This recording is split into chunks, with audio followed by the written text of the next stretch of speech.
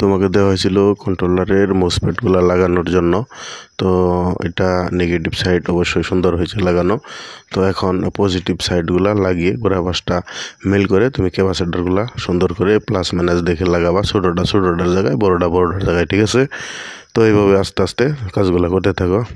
তো দেখি তো তোমার কি অবস্থা। তোমাকে দেওয়া হয়েছিল মোসফেট পরিমাপ করার জন্য। তুমি যেহেতু গতকাল আসছো, তো মোসফেটগুলা পরিমাপ করো এইভাবে।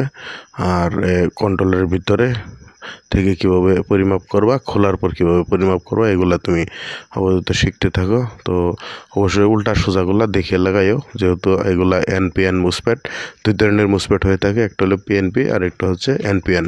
তো কন্ট্রোলের ভিতরে সাধারণত এনপিএন মোসফেট থাকে। এনপিএন মোসফেট মাপার জন্য এনপিএন মোসফেটের 3টি টার্মিনাল, একটা হচ্ছে ড্রেন, সোর্স এবং কি গ্রেট।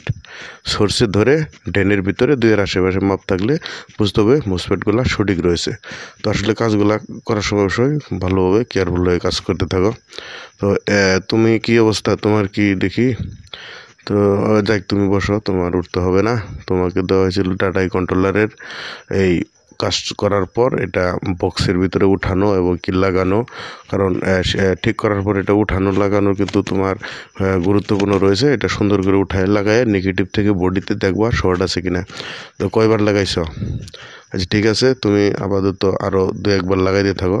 উঠার লাগানোটাও কিন্তু গুরুত্বপূর্ণ, কোনো কাজই অবহেলা করে করা উচিত না। এই ধরনের কাজগুলো করতে থাকো।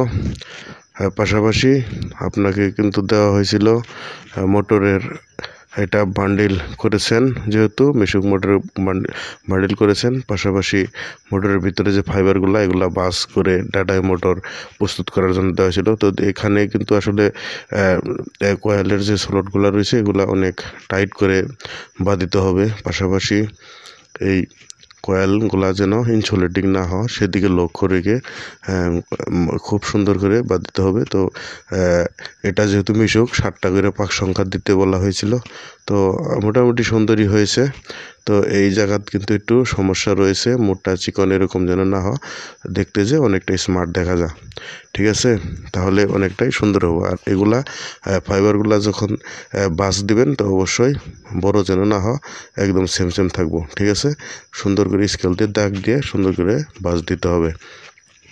তো দেখতে পাচ্ছেন, যারা আসলে এ ধরনের কাজগুলা মোটর, কন্ট্রোলার, চার্জার, ওয়ারিংয়ের কাজগুলা আমাদের এই ছাত্রদের মতো শিখতে চাচ্ছেন, এখানে হাতে কলমে এবং কি প্র্যাকটিক্যালে আমাদের দোকানে যে ধরনের কাজগুলো আসে সেগুলোও কিন্তু আমরা প্র্যাকটিক্যালি করানো হয়ে থাকে। পাশাপাশি হাতে কলমেও শেখানো হয়ে থাকে। এ ধরনের ভিডিওগুলা আমরা এই অটোমেটিক রিপেয়ার টিভিতে এখন বর্তমানে আপলোড করতেছি। এই মোটরগুলা কীভাবে মেরামত করবেন, মোটরগুলোর কয়েল বাদাই করবেন, কন্ট্রোলার কীভাবে মেরামত করবেন, চার্জার ট্রান্সফর্মার কীভাবে তৈরি করবেন, সেটা আবার এই কাজগুলা কয়েল সঠিকভাবে কীভাবে বাদাই করবেন, বিস্তারিত ভিডিওগুলো এই অটোমেটিক রিপেয়ার টিভিতে আপলোড করা হয়।